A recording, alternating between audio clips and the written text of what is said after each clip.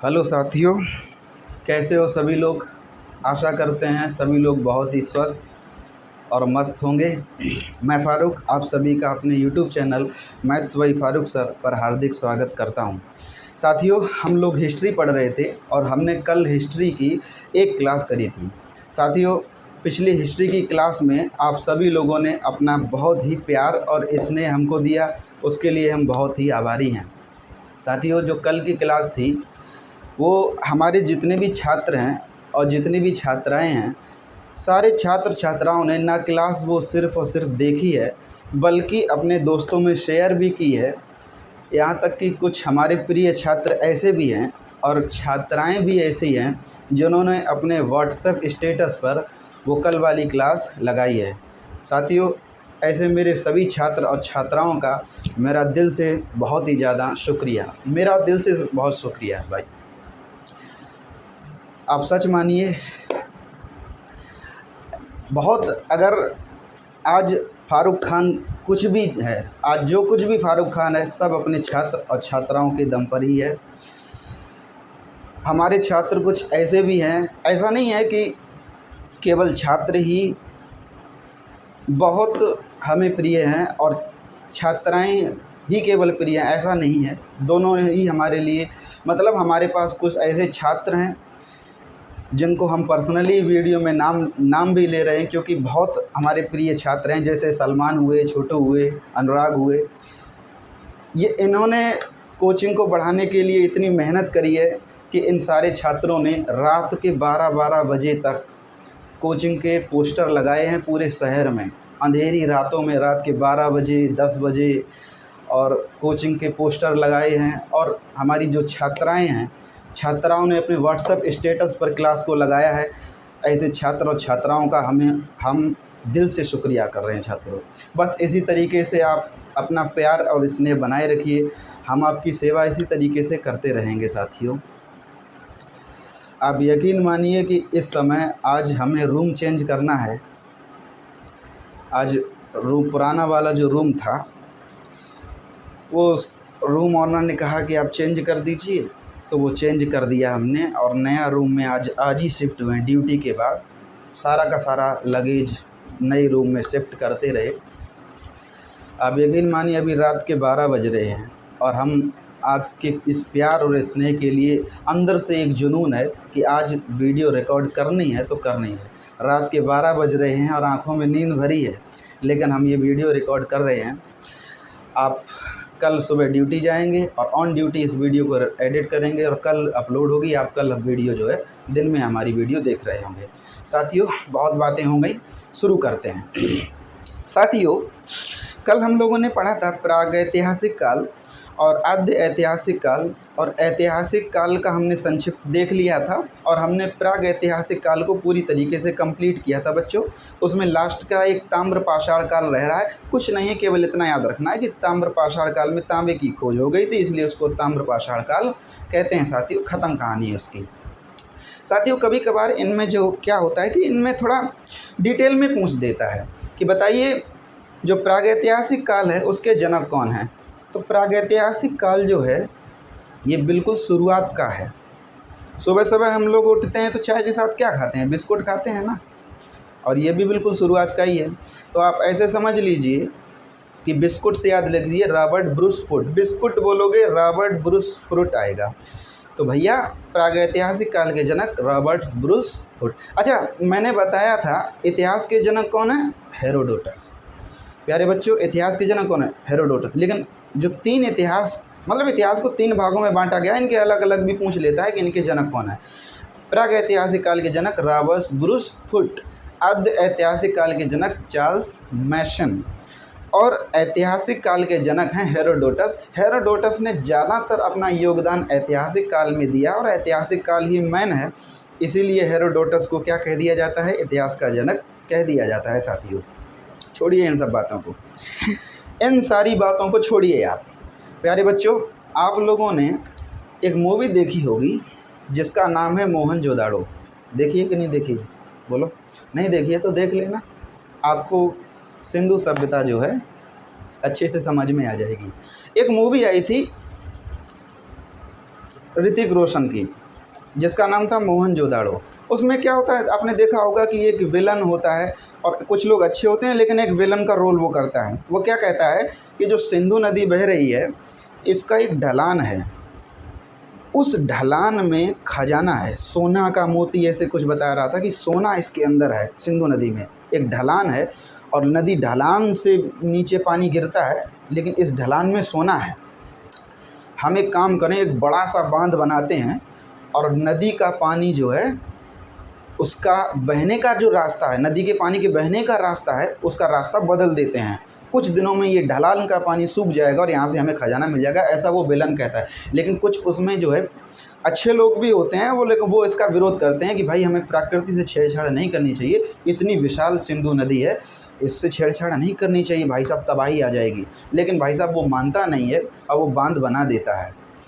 और जब वो लोग देखते हैं तो वो क्या कहते हैं कि बांध इतना विशाल है कि नदी को अपना रास्ता बदलना ही पड़ेगा।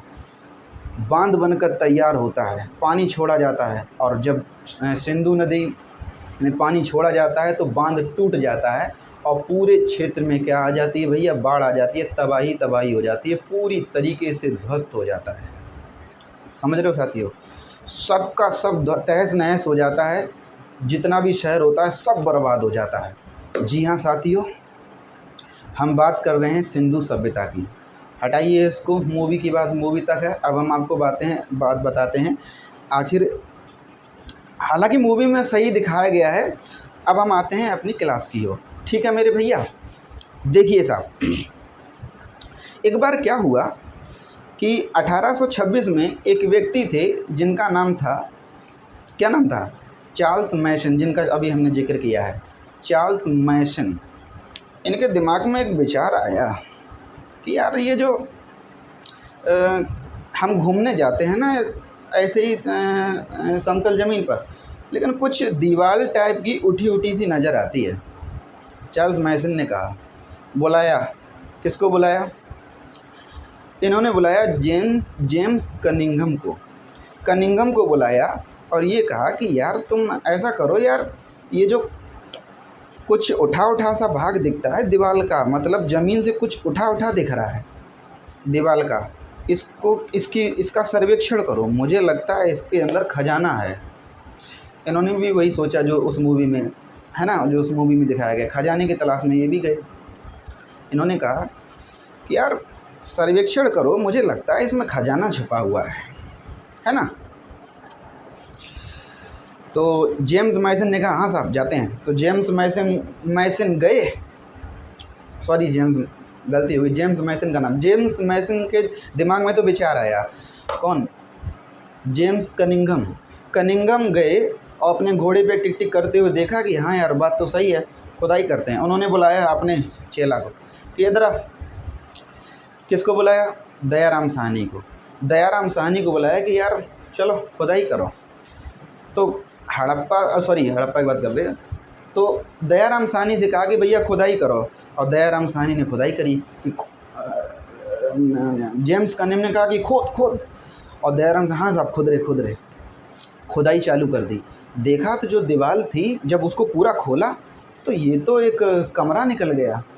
तो दयाराम साहनी कहा कि साहब कमरा निकल गया है, हाँ कि साहब इसी में खजाना होगा, और खोद पूरा खोद। जब पूरा खोदा तो देखा कि घर निकल आया, कि साहब जी तो घर निकल आया, इसमें कुछ है नहीं है, कि और खोद। जब खुदाई करी तो देखा कि पूरा का पूरा क्या निकल आया, शहर निकल आया। जी हाँ साथियों, ये पहला जो शहर था उसी का नाम था हड़प्पा, और जब इसकी खुदाई करी गई तो उसका नाम था हड़प्पा। इसीलिए सिंधु सभ्यता को हम क्या कह देते हैं, हड़प्पा सभ्यता कह देते हैं साथियों, क्योंकि पहला शहर कौन सा खोदा गया, हड़प्पा। सिंधु सभ्यता कह लो, हड़प्पा सभ्यता कह लो, एक ही बात है। अच्छा, सिंधु का क्या नाम पड़ा, सिंधु नाम इसलिए पड़ा क्योंकि इसके अभी तो एक शहर खोजा गया, कौन सा, हड़प्पा। और जब कनिंघम ने कहा कि और खोद, अभी और कुछ खजाना मिला ही नहीं, अभी और हो सकता है और खजाना मिल जाए, तो और खुदाई करी तो देखते देखते कईयों शहर निकले, और सारे के सारे जो शहर थे वो किसी न किसी नदी के किनारे थे, और जिस नदी के किनारे थे वो नदी मतलब अंतिम में जाकर किससे मिल जाती थी? सिंधु नदी से मिल जाती थी प्यारे बच्चों। कोई सी भी नदी, कोई सा भी शहर निकले, वो किसी ना किसी नदी के किनारे होगा, और वो नदी किससे मिल जाती थी? सिंधु नदी से मिल जाती थी। इसीलिए इस पूरी सभ्यता का नाम क्या रखा गया? सिंधु सभ्यता रखा गया।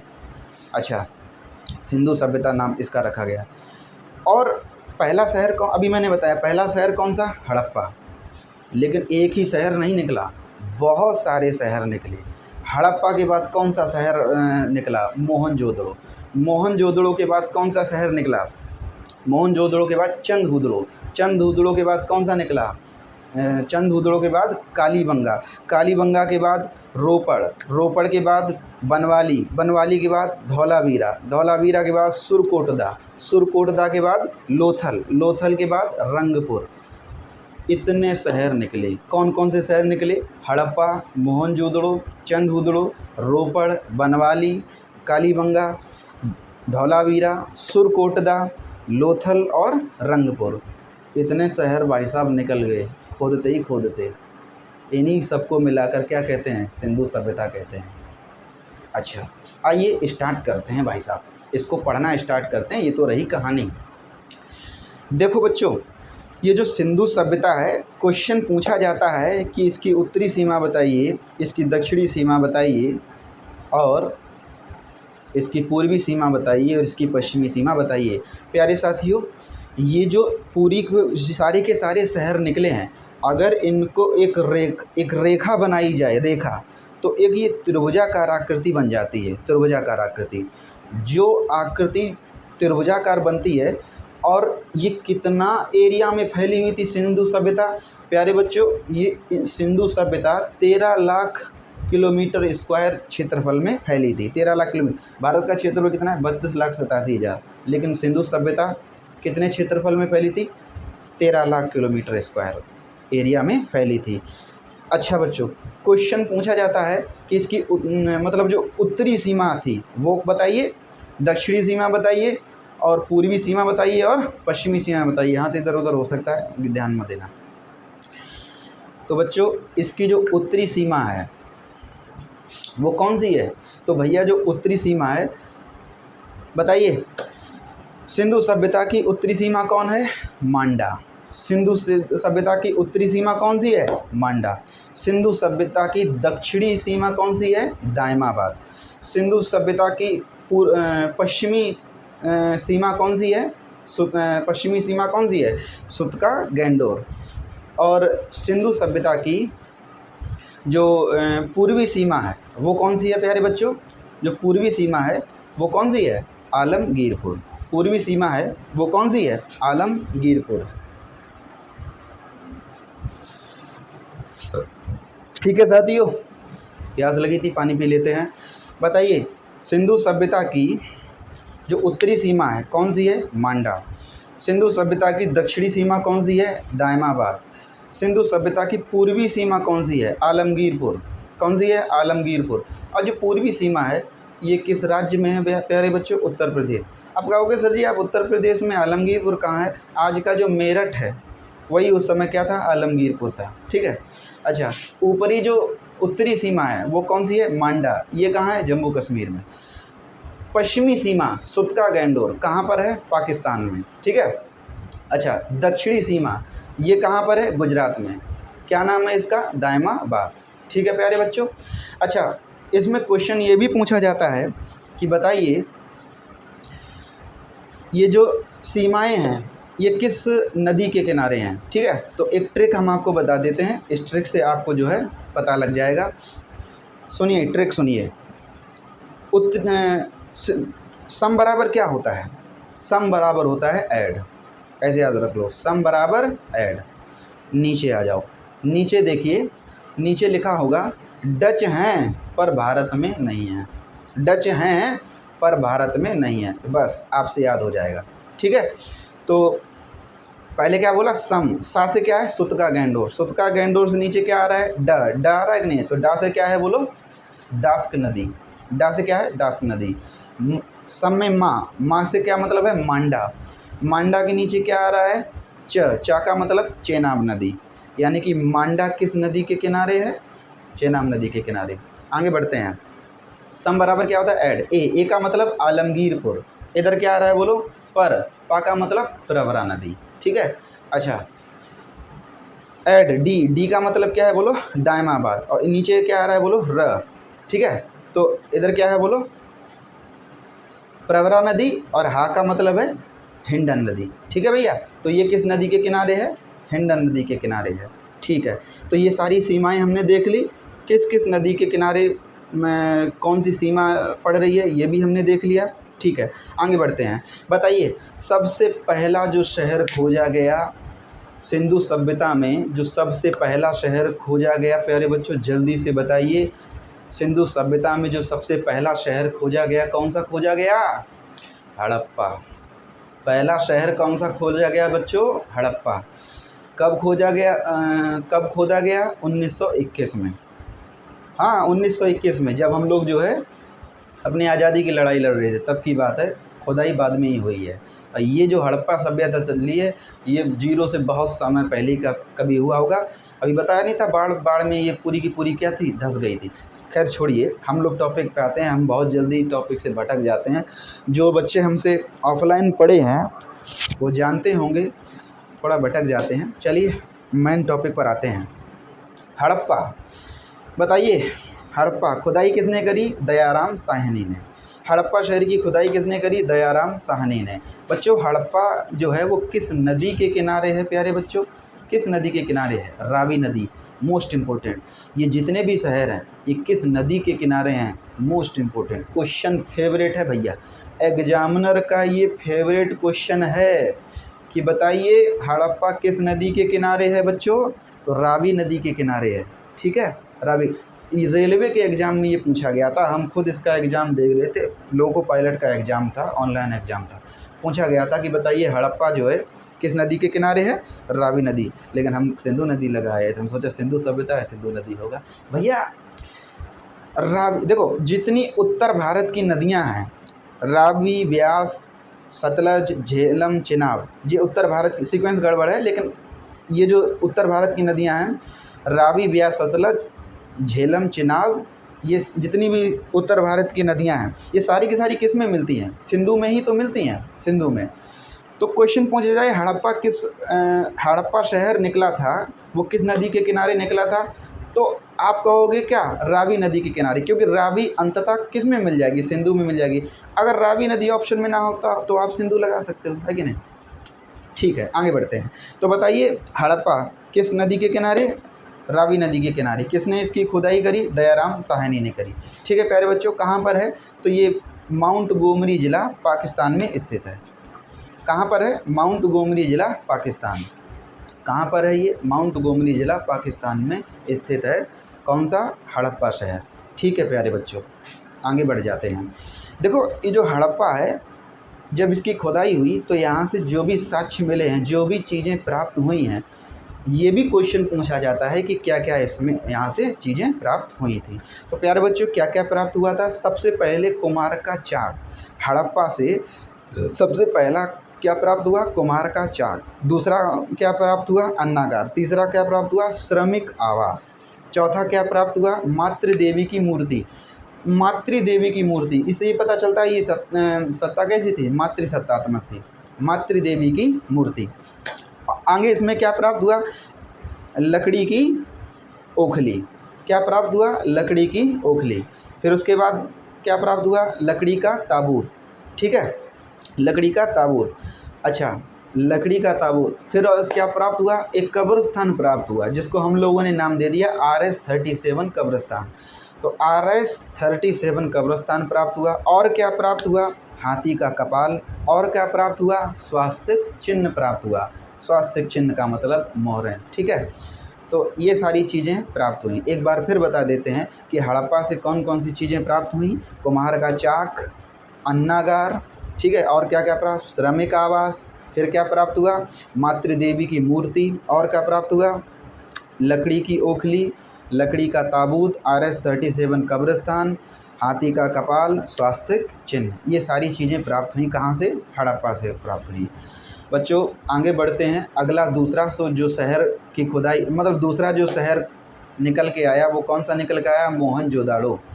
कौन सा निकल के आया? मोहनजोदाड़ो, या मोहनजोदड़ो कह लो, एक ही बात है। साथियों, अगर आपसे क्वेश्चन पूछा जाए कि सिंधु सभ्यता का सबसे बड़ा नगर कौन सा है, तो आप कह देना, आंसर लगा देना मोहनजोदाड़ो। ठीक है भैया। अच्छा, मोहनजोदाड़ो की खोज किसने करी? राखलदास बनर्जी। मोहनजोदाड़ो की खुदाई किसने करी? राखलदास बनर्जी। मोहनजोदाड़ो किस नदी के किनारे है? सिंधु नदी के किनारे। अभी मूवी का सीन बता रहे थे, उसमें सिंधु नदी में ही तो बाढ़ आई थी, पूरा तहस नहस हो गया था। मोहनजोदाड़ो शहर सबसे बड़ा शहर है, उसी के नाम पर मूवी बनी थी ऋतिक रोशन वाली। खैर छोड़िए, ठीक है। तो राखलदास बनर्जी, ठीक है भैया, ये भी कहाँ पर है?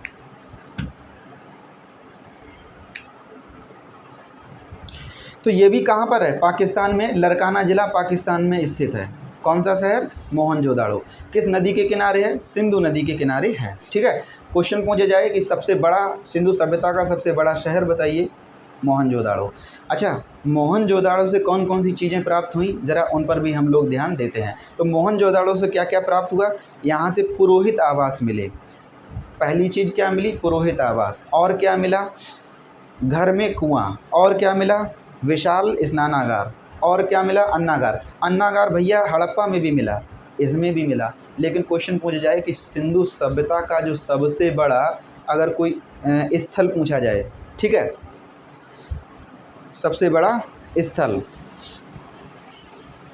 सॉरी स्थल हम कह रहे हैं, स्थल नहीं, भवन या इमारत। क्वेश्चन ये पूछा जाए कि सिंधु सभ्यता का सबसे बड़ा भवन या इमारत कौन सी है, तो आप क्या कहोगे? यही मोहनजोदड़ो का विशाल अन्नागार। अन्नागार का मतलब जहाँ पर अनाज रखा जाता है। अन्नागार का मतलब क्या? जहाँ पर अनाज रखा जाता है। ठीक है प्यारे बच्चों। अच्छा आगे बढ़ते हैं। अन्नागार। और क्या क्या मिला? सूती वस्त्र। और क्या मिला? स्वास्तिक चिन्ह। स्वास्तिक चिन्ह वहाँ भी मिला था, स्वास्तिक चिन्ह यहाँ भी मिला है। और क्या क्या मिला है? सबसे चौड़ी सड़क। सबसे चौड़ी सड़क कहाँ पर मिली है? मोहनजोदाड़ो से मिली है। और क्या क्या मिला? सभागार। क्या मिला? सभागार, जहाँ सभा होती है सभागार कहते हैं, सभागार भी यहाँ पर मिला है। कहाँ पर? मोहनजोदड़ो में। और क्या क्या मिला है बच्चों? पशुपति शिव। देखिए ये यहाँ पर समझिए, अगर कोई भी हिंदू समुदाय का व्यक्ति अगर ये कह दे कि जो हिंदू धर्म है वो मुस्लिम इस्लाम धर्म से पहले का है, बहुत प्राचीन है, इसमें किसी बात का शक नहीं है, बात बिल्कुल क्या है? सही है। अगर ऐतिहासिक साक्ष्य की बात करें तो हिंदू धर्म जो है, ऐतिहासिक साक्ष्य की बात करें, काफ़ी पहले का है, काफ़ी पुराना धर्म है, बहुत पहले का है। वो आप यहीं से देख लीजिए। एक मूर्ति मिली थी मोहनजोदाड़ो से। जैसे देखा गया था कि एक मूर्ति है, रखी हुई है, और उसके आसपास बिच्छू, बैल, हाथी, घोड़ा, सांप, ये सब आसपास घेरे हुए हैं। एक मूर्ति है और आसपास ये सांप, बिच्छू, हाथी, घोड़ा, बैल, ये सब उस मूर्ति को घेरे हुए हैं। तो भैया ये सारे जानवर तो शिव जी के ही दोस्त हैं, है कि नहीं? ये सारे जो जानवर हैं वो किसके मतलब किसके साथ देखे जाते हैं? शिव जी के ही साथ देखे जाते हैं। तो मान लिया गया कि ये मूर्ति किसकी है? शिव जी की ही है। ठीक है। लेकिन इसका मतलब ये नहीं है कि ये बहुत मतलब जो है ज़्यादा प्राचीन है। इस्लाम धर्म में भी क्या है कि इस्लाम धर्म में जब 712 ईस्वी में हज़रत मोहम्मद साहब का जन्म होता है, तो हज़रत मोहम्मद साहब ने इस्लाम धर्म को काफ़ी जो है काफ़ी धर्म इसका प्रसार किया है। लेकिन इस्लाम धर्म में जो हज़रत मोहम्मद साहब हैं वो आखिरी पैगंबर हैं, आखिरी पैगंबर। उनसे पहले 1.25 लाख पैगंबर आ चुके हैं, 1.25 लाख पैगंबर। तो ऐसा नहीं कहा जा सकता कि कौन पुराना है कौन पुराना नहीं है। बस इस्लाम धर्म के ऐतिहासिक स्रोत कहाँ से प्राप्त हैं? पहला आक्रमण 512 मोहम्मद बिन कासिम, पहला मुस्लिम आक्रमण 712 ईस्वी में हज़रत मोहम्मद साहब का जन्म होता है, तब से जो है ज़्यादा प्रसार हुआ है ना अपने भारत देश में। खैर छोड़िए ये कॉन्ट्राडिक्ट बातें, आगे हम लोग बढ़ते हैं। और इसमें क्या क्या मिला? कांसे की नर्तकी, मतलब नृत्य करती हुई एक लड़की की मूर्ति जो है हमको मिली है। ठीक है। और क्या मिला है? और इससे क्या मिला है? तो और इससे मिला है तांबे का ढेर मिला है। ठीक है। आगे बढ़ते हैं। तो इतनी सारी चीज़ें कहाँ से मिली हैं? मोहनजोदड़ो से मिली हैं। ठीक है, इतनी सारी चीज़ें कहाँ से मिली हैं? मोहनजोदड़ो से मिली हैं। चलिए आगे बढ़ते हैं।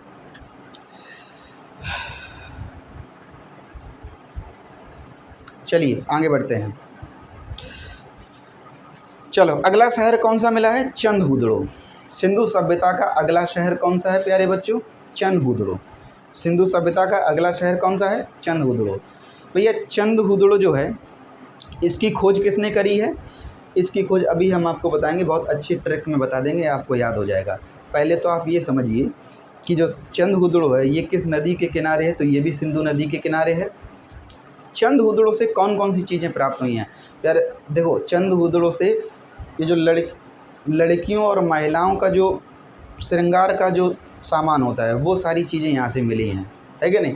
मेकअप की सामग्री यहाँ से मिली है, मेकअप की सामग्री, लिपस्टिक जानते हो, ओठ रंगने वाला, वो यहाँ से मिला है कि नहीं? लिपस्टिक आजकल तो शादी बारात में जाके देखते हैं कि लड़कियाँ जो है कुछ ज़्यादा ही, है कि नहीं? ओवर मतलब इतना भी नहीं, बहुत ही ज़्यादा ओवर। जैसे साड़ी पहन लेगी और फ़ोन रखेगी यहाँ ऐसे कमर पे और ऐसे मटक के चलेगी। उनका मतलब ये नहीं है कि हमारे पास कोई जेब नहीं है इसलिए हमने यहाँ फ़ोन रखा है। चलिए खैर छोड़िए इन सब बातों को। एक बार हम क्या हुआ कि हम ऑफलाइन ये सारी पढ़ा रहे थे चंदहुदड़ो ऑफलाइन सेंटर में, और यहाँ पर ये सारी सामग्री मिली हैं। अब कुछ लड़कियां हमसे गुस्सा हो गई कि सर जी आप ये आप अपने मन से बता रहे हो, कहीं ऐसा इतिहास में नहीं लिखा, ये आप अपने मन से बता रहे हो। मैंने कहा भैया अपने मन से नहीं बता रहे, देख लो यहाँ पर लिखा हुआ है। तो कहने का मतलब ये हुआ कि चंदहुदड़ो से क्या मिला है? मेकअप सामग्री, जैसे लिपस्टिक हो गई है ना, शीशा मतलब चेहरा देखने वाला शीशा, देखा नहीं होगा? महिलाओं के वो जो मेकअप बॉक्स होता है उसमें छोटा सा शीशा रखा होता है, बहुत छोटा सा। जैसे महिला मेकअप बॉक्स में छोटा सा शीशा होता है, देखेगी महिला इधर उधर कोई नहीं, तुरंत इस तरह से देखने लगेगी, है ना? चलिए, और इसमें क्या क्या मिला है? मनका मतलब अलंकृत मनका, मतलब कढ़ाई किया हुआ मनका जानते ही हो, यानी कि घड़ा, कढ़ाई किया हुआ घड़ा कहाँ से मिला है? चंदहुदड़ो से मिला है। ठीक है, और क्या क्या मिला? गुड़िया समझते हो ना? अरे गुड़िया, खेलने वाली गुड़िया, डॉल। बचपन में लड़की होती है ना, बचपन में लड़की किससे खेलती है? गुड़िया से खेलती है कि नहीं खेलती है? जब बचपन होता, लड़की छोटी होती है तो गुड़िया से खेलती है, और जब लड़की बड़ी हो जाती है तब वो गुड़िया से नहीं खेलती है, तब वो देखेगी हाँ ठीक लग रहा है ना? खैर छोड़िए इन सब बातों को, आगे बढ़ते हैं। देखिए, तो गुड़िया, और क्या मिला है? सुई। और क्या मिला है? अलंकृत ईंट का मतलब कढ़ाई सजी हुई, उस पर डिजाइन बनी हुई ईंट। अब देखिए, किसी लड़के को फुर्सत है कि ईंट पर डिजाइन वगैरह बनाएगा? किसी लड़के को फुर्सत है कि जो घड़ा है उस पर डिजाइन वगैरह बनाएगा? ये सारी बातें ये शो करती हैं कि ये कैसा था, यहाँ पर मातृसत्तात्मक यहाँ का समाज था। ठीक है, तो चंदहुदड़ो से कौन कौन सी चीज़ें मिली हैं? ज़्यादातर लड़कियों के मेकअप की सामग्रियाँ मिली हैं। मेकअप सामग्रियाँ, लिपस्टिक, शीशा, मनका, गुड़िया, सुई, अलंकृत ईंट, ये सारी चीज़ें कहाँ से मिली हैं? चंदहुदड़ो से। अब भैया इसकी खुदाई किसने करी? तो भैया ये जो लड़कियों का मेकअप का जो सामान यहाँ से मिला है, अब लड़कियों के चक्कर में रहोगे तुम तो क्या बन जाओगे? मजदूर बन जाओगे साहब। लड़कियों के चक्कर में रहोगे तो क्या बन जाओगे? मजदूर बन जाओगे। तो याद रखना, चंदहुदड़ो, मजदूर से याद रखना गोपाल मजूमदार। चंदहुदड़ो की खुदाई किसने करी है? गोपाल मजूमदार ने करी है। ठीक है, भावनाओं पे मत जाना, हम केवल पढ़ा रहे हैं यहाँ पर। ठीक है, रियल लाइफ में हम ऐसे नहीं हैं। जो बच्चे हमसे ऑफलाइन पढ़े हैं वो जानते हैं कि हम हंसाने के लिए थोड़ा जोकरी कर जाते हैं, लेकिन रियल लाइफ में हम ऐसे नहीं हैं। चलिए आगे बढ़ते हैं। अगला शहर कौन सा है? रोपड़। अगला शहर बच्चों कौन सा है? रोपड़। अच्छा, इसकी खुदाई, अब ये जितना इम्पोर्टेंट नहीं है इसकी खुदाई किसने करी थी, बस आप ये समझ लीजिए कि रोपड़ किस नदी के किनारे है? सतलज नदी के किनारे है। रोपड़ किस नदी के किनारे है बच्चों? सतलज नदी के किनारे है। ठीक है, यहाँ से क्या मिला है भैया? यहाँ से साक्ष्य मिला है कि जैसे इसमें जब किसी की मृत्यु हो जाती थी तो उसके साथ उसके पालतू कुत्ते को भी दफना दिया जाता था। तो यहाँ से इसके साक्ष्य मिले हैं। ठीक है, चलिए आगे बढ़ते हैं। अगला शहर कौन सा है? बनवाली। अगला शहर कौन सा है? बनवाली। ये कहाँ पर है? तो भैया बनवाली जो है ये कहाँ पर है? ये हरियाणा में है। ठीक है, बनवाली कहाँ पर है? हरियाणा में। आगे बढ़ते हैं बच्चों, आगे बढ़ते हैं, आगे बढ़ते हैं। अगला शहर बताइए, अगला शहर कौन सा है? बनवाली के बारे में एक बात और देख लीजिए आप। यहाँ पर क्या है कि जैसे किसी के घर में पानी का निकास ना हो तो क्या करना पड़ता है? जैसे नहाते धोते हम लोग हैं और पानी नाली में बह जाता है, नाली जाके नाला में गिर जाती है। लेकिन किसी के अगर नाली की व्यवस्था ना हो और नाला की व्यवस्था ना हो तो उस घर, अगर मकान वहाँ बना लिया, प्लाट खरीदते हैं, अब वहाँ नाली की व्यवस्था नहीं होती है तो क्या करते हैं? 2 गड्ढे खोदते कि नहीं खोदते? एक गड्ढे में पानी का निकास कर देते हैं और दूसरा गड्ढा खाली रहता है। जब ये वाला गड्ढा भर जाता है तब पानी का निकास उस वाले गड्ढे को छोड़कर दूसरे वाले गड्ढे में कर देते हैं। फिर क्या होता है, कुछ दिन में ये वाला सूख जाता है तब इसमें कर देते हैं। यही करते कि नहीं? इसी को सोखता बोलते हैं। ऐसी ही व्यवस्था यहाँ पर थी। किसमें? बनवाली में। मतलब यहाँ पानी का निकास नहीं था और सोखता मिलता है इसी तरीके से का। ठीक है, आगे बढ़ते हैं। कालीबंगा। अगला शहर सिंधु सभ्यता का कौन सा है प्यारे बच्चों? कालीबंगा। अगला शहर कौन सा है? कालीबंगा। चलिए भैया, कालीबंगा का मतलब होता है काली मिट्टी की चूड़ी। कालीबंगा का मतलब क्या होता है? काली मिट्टी की चूड़ी। ठीक है, चलिए कहाँ पर है ये भैया? यहाँ से क्या क्या मिला है पहले ये समझ लीजिए। अलंकृत ईंट कहाँ से मिला है? कालीबंगा से। ठीक है, चूड़ी कहाँ से मिला है? कालीबंगा से मिला है। और क्या क्या मिला है? जुता हुआ खेत। ठीक है, हल एवं हवन कुंड के साक्ष्य कहाँ से मिलते हैं? कालीबंगा से मिलते हैं। ठीक है भैया, चलिए किस नदी के किनारे है? तो किस नदी के किनारे है? तो ये सरस्वती नदी के किनारे है। कालीबंगा किस नदी के किनारे है? सरस्वती नदी के किनारे, जिसको घग्गर भी बोलते हैं। चलिए आगे बढ़ते हैं। इसकी खोज किसने करी थी भैया? कालीबंगा। इसकी खोज किसने करी थी? सॉरी, खुदाई की बात करते हैं। इसकी खुदाई किसने करी थी? तो कालीबंगा की खुदाई किसने करी थी? ऐसे ट्रिक याद रखो। काली बीबी चूड़ी मांगे थप्पड़ मारो। काली बीबी चूड़ी मांगे तो क्या करो? थापड़ मारो। कैसा थापड़ मारना है? लाल हो जाए चेहरा। अभी थोड़े दिन पहले एक एक्ट्रेस है, उनके थप्पड़ पड़ गया है। सुना है कि न्यूज़ की? नहीं सुना है। अब वो दिखा रही हैं कि देखो हाथ छप गया है। अब तुम लोग इसको तूल मत कर देना। देखो गुरुजी ऐसे बोले, हम इतने फेमस तो है नहीं कि हमारी वीडियो इतना वायरल हो जाएगी और हम पे मान लो कोई केस वगैरह हो जाएगा, है कि नहीं? खैर सीरियसली मत लेना, ऐसे ही मजाक में हमने कह दिया। चलो हम तो ये समझा रहे हैं। ठीक है, तो काली बीवी का मतलब है कालीबंगा। ठीक है, अच्छा चूड़ी मांगे तो इससे क्या मिला? इसका अर्थ क्या होता है? काली मिट्टी की चूड़ी। ठीक है, अच्छा थापड़ मारना, थापड़ का मतलब क्या है? बी के थापड़। ठीक है, लाल का मतलब क्या हो जाए? बीवी लाल। ठीक है, तो कहने का मतलब ये है कि कालीबंगा की खुदाई किसने की थी? बी के थापड़ और बीवी लाल। ठीक है, बीवी लाल। थप्पड़ से क्या हुआ? बी के थापड़ और बीवी लाल हो जाएगा, मतलब बीवी लाल। ये नाम है। ठीक है, इन्होंने जो है खुदाई करी थी। किसकी? कालीबंगा की। अगला शहर धौलावीरा। अगला शहर कौन सा है? धौलावीरा। अगर क्वेश्चन पूछा जाए कि सिंधु सभ्यता का सबसे बड़ा स्थल कौन सा है? सिंधु सभ्यता का सबसे बड़ा स्थल कौन सा है? धौलावीरा। सिंधु सभ्यता का सबसे बड़ा स्थल कौन सा है बच्चों? धौलावीरा। ठीक है, आगे बढ़ते हैं।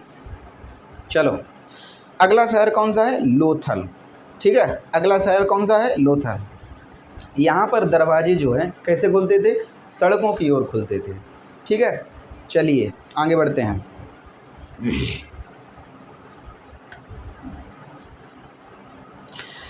अच्छा,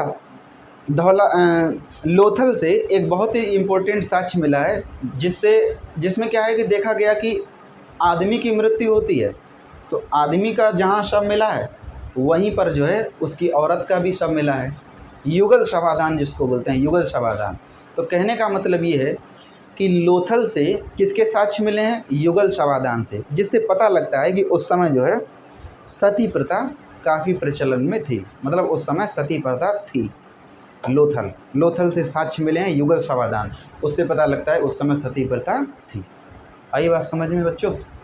ठीक है, आगे आता है आखिरी कौन सा? रंगपुर। यह कहाँ पर है? गुजरात में स्थित है। ठीक है, यहाँ पर क्या मिला है? धान की भूसी। धान की भूसी के साक्ष्य कहाँ से मिले हैं? रंगपुर। कहाँ पर है? राजस्थान में है, सॉरी गुजरात में। रंगपुर कहाँ पर है? गुजरात में। चलिए आगे बढ़ते हैं। अच्छा, अगर क्वेश्चन पूछे जाए कि सिंधु सभ्यता का सबसे बड़ा स्थल बताइए कौन सा है, तो आप कह दोगे कौन सा है? धौलावीरा। कौन सा है? धौलावीरा। लेकिन धौलावीरा जो है पूरा भारत में नहीं है, भारत प्लस पाकिस्तान दोनों में मिलाकर है। लेकिन क्वेश्चन पूछा जाए कि भारत का सिंधु सभ्यता का सबसे बड़ा स्थल जो भारत में है, तो कौन सा है? राखीगढ़ी। ठीक है, सिंधु सभ्यता का सबसे बड़ा स्थल जो कि भारत में है वो कौन सा है? राखीगढ़ी है। आई बात समझ में? आगे बढ़ते हैं। और सिंधु सभ्यता का सबसे बड़ा शहर अभी बताया कौन सा? मोहनजोदाड़ो। तो चलिए एक बार हमने जितना भी पढ़ा है उसको रिवाइज कर लेते हैं। ठीक है, चलिए बताइए, हड़प्पा शहर की खुदाई किसने करी है? बोलो। दयाराम साहनी ने। किस नदी के किनारे है? रावी नदी के किनारे है। कहाँ पर है? माउंटगोमरी जिला, पाकिस्तान। चलिए आगे बढ़ते हैं। इससे क्या क्या मिला है? कुम्हार का चाक, अन्नागार है ना, श्रमिक आवास, मातृ देवी की मूर्ति, लकड़ी की ओखली, लकड़ी का ताबूत है ना, RH-37 कब्रिस्तान, हाथी का कपाल, स्वास्तिक चिन्ह। ये सारे के सारे चीज़ें कहाँ से मिली हैं? हड़प्पा से मिला है। दूसरा शहर मोहनजोदाड़ो। मोहनजोदाड़ो की खोज किसने करी? खुदाई, खोज छोड़ो, खुदाई, खोज मतलब खुदाई एक बात तो खैर नहीं है, लेकिन खुदाई ही पूछा जाएगा। ठीक है, इसकी खुदाई, मोहनजोदड़ो की खुदाई किसने करी? राखलदास बनर्जी ने। किस नदी के किनारे? सिंधु नदी के किनारे। ठीक है, चलिए कहाँ पर है? ये भी लरकाना ज़िला, पाकिस्तान में है। ठीक है, अच्छा क्वेश्चन पूछा जाए कि सिंधु सभ्यता का सबसे बड़ा शहर मोहनजोदड़ो। चलिए और रिवाइज करते हैं। मृतकों का टीला, क्वेश्चन पूछा है मृतकों का टीला कहाँ पर मिला है? मोहनजोदड़ो। ठीक है, मृतकों का टीला, आगे चल के बताएंगे मृतकों का टीला क्या होता है। ठीक है, यहाँ से कौन कौन से साक्ष्य मिले हैं? देखो, पुरोहित आवास कहाँ से मिले? मोहनजोदड़ो। क्वेश्चन पूछ जाए घर में कुआं होने के साक्ष्य कहाँ से मिले? मोहनजोदड़ो। क्वेश्चन पूछ जाए विशाल स्नानागार कहाँ से मिला? मोहनजोदड़ो। क्वेश्चन पूछ जाए स्वास्तिक चिन्ह कहाँ से मिले? मोहनजोदड़ो। हड़प्पा से भी मिले हैं। ठीक है, दोनों जगह से मिले। आगे, सबसे चौड़ी सड़क कहाँ से मिली? मोहनजोदड़ो। सभागार कहाँ से मिला? मोहनजोदड़ो। और बताइए, पशुपति शिव की मूर्ति कहाँ से मिली? मोहनजोदड़ो। सभागार कहाँ से मिला? मोहनजोदड़ो। ठीक है, तांबे का ढेर कहाँ पर मिला है? मोहनजोदड़ो। आई बात समझ में? चलिए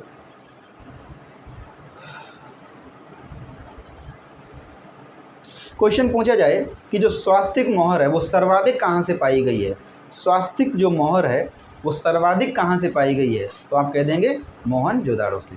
स्वास्तिक मोहर सर्वाधिक कहाँ से, स्वास्तिक मोहर सर्वाधिक कहाँ से पाई गई है? तो आप क्या कह दोगे? मोहनजोदड़ो। आई बात समझ में? आगे बढ़ते हैं बच्चों। चंदहुदड़ो, चंदहुदड़ो की खोज किसने करी थी? कैसे समझाया था? लड़की के चक्कर में पड़ोगे तो क्या बन जाओगे? मजदूर बन जाओगे। मतलब चंदहुदड़ो की खोज किसने करी? गोपाल मजूमदार ने। किसने खोज करी? गोपाल मजूमदार। ठीक है, किस नदी के किनारे है? ये भी सिंधु नदी के किनारे है। ठीक है, अच्छा एक बात और चंदहुदड़ो के बारे में सुन लीजिए। ये जितने भी अभी हमने शहर की बात करी है, हड़प्पा, मोहनजोदड़ो, ये दुर्ग रहित हैं। दुर्ग सहित हैं। इनके आसपास जो है चार दीवारी है। हड़प्पा और मोहनजोदड़ो के शहर के आसपास चारों तरफ चार दीवारी है, जबकि ये चंदहुदड़ो है, इसके चारों तरफ चार दीवारी नहीं है, दुर्ग रहित है। क्वेश्चन पूछा दुर्ग रहित कौन सा शहर है? चंदहुदड़ो। ठीक है, क्या क्या मिला है चंदहुदड़ो से बताइए? चंदहुदड़ो से क्या क्या मिला है? लड़कियों की ज़्यादातर मेकअप सामग्री मिली है ना। अब बार बार नाम कह लेना, पता ही हो गया आपको। चलिए अब ये तो तुम लोगों को बहुत जल्दी याद हो जाएगा, इसको रिवाइज करने की कोई ज़रूरत नहीं है। रोपड़, अगला शहर कौन सा है? रोपड़। यज्ञदत्त शर्मा ने इसने क्या, यज्ञदत्त शर्मा ने इसकी क्या करी है, खुदाई करी है। पंजाब के सतलज नदी के किनारे है। रोपड़ किस नदी के किनारे है, पंजाब के सतलज नदी के किनारे है। ठीक है। मानव के साथ क्वेश्चन पूछा, मानव के साथ कुत्ते को भी दफना दिया जाता था, मानव के साथ उसके पालतू कुत्ते को भी दफना दिया जाता था। इसका साक्ष्य कहाँ से मिला है, रोपड़ से मिला है। कहाँ से मिला है, रोपड़ से। ठीक है, आगे बढ़ते हैं। बनवाली यह कहाँ पर है, हरियाणा में है।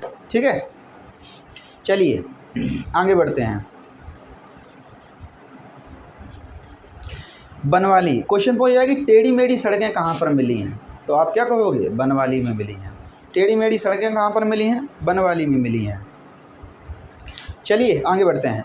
कालीबंगा, कालीबंगा बताइए, कालीबंगा शहर किस नदी के किनारे है, तो सरस्वती या घग्गर नदी के किनारे है। ठीक है, किस नदी के किनारे, सरस्वती या घग्गर नदी के किनारे। कौन सा, कालीबंगा।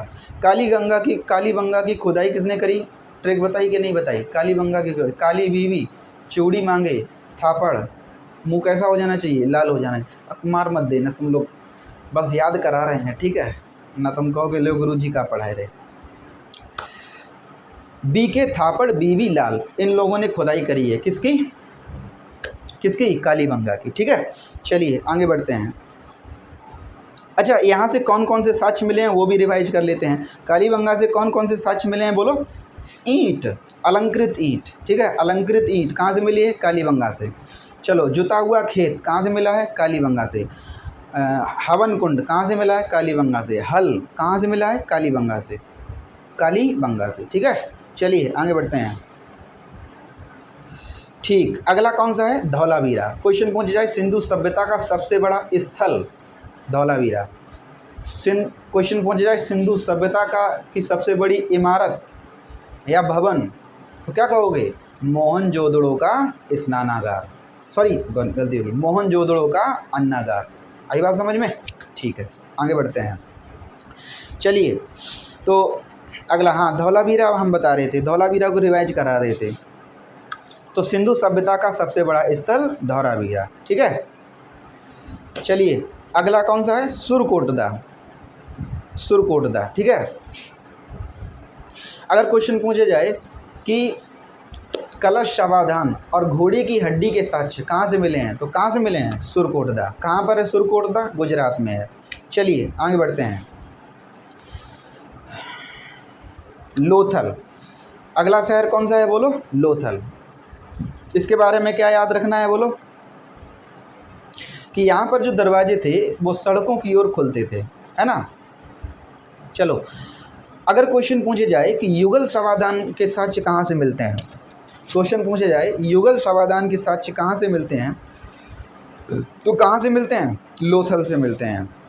इससे पता लगता है कि आदमी के साथ उसकी पत्नी भी दफना दी जाती थी या जला दी जाती थी, सती प्रथा के साक्ष्य यहाँ से मिलते हैं।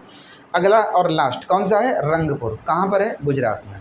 ठीक है, चलिए, धान की भूसी के साक्ष्य कहाँ से मिले हैं, रंगपुर से। धान की भूसी के साक्ष्य कहाँ से मिले हैं, रंगपुर से मिले हैं। आई बात समझ में। प्यारे बच्चों, क्लास ख़त्म हो चुकी है। ठीक है,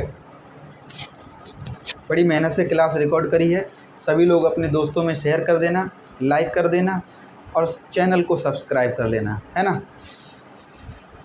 इसी तरीके से हम लोग जो है आगे भी पढ़ते रहेंगे।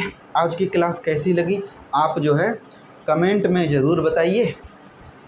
कमेंट में अपना नंबर ज़रूर दीजिए, हम आपको अपने कोचिंग के ग्रुप से जोड़ लेंगे और उसमें आपको इस हिस्ट्री का PDF भी आपको मिल जाएगा। ठीक है, ऑफलाइन कोचिंग अगर आपको पढ़नी है तो ऑफलाइन कोचिंग सेंटर भी है, आप ऑफलाइन कोचिंग सेंटर भी पढ़ सकते हो। मैथ रीजनिंग हम खुद ही पढ़ाएंगे। ये मत कहना सर जी कि मैथ रीजनिंग के आप टीचर हो, आप GS का पढ़ा रहे। भैया, नौकरी हमने भले छोटी सी ली हो, लेकिन केवल मैथ रीजनिंग से थोड़ी नौकरी मिल जाती है। उसके लिए तो सब कुछ पढ़ना पड़ता है, सब कुछ आना चाहिए, है कि नहीं। आप बिल्कुल भी चिंता मत कीजिए, चाहे हम आपको गणित रीजनिंग पढ़ाएं, चाहे आपको GS पढ़ाएं, अपनी तरफ से पूरी जान लगाकर पढ़ाएंगे, पूरी मेहनत से पढ़ाएंगे और आपको लगेगा कि हाँ गुरुजी हमें बिल्कुल बढ़िया और बिल्कुल गुणवत्तापूर्ण पढ़ा रहे हैं। ठीक है मेरे भैया, आज के लिए यहीं तक रखते हैं।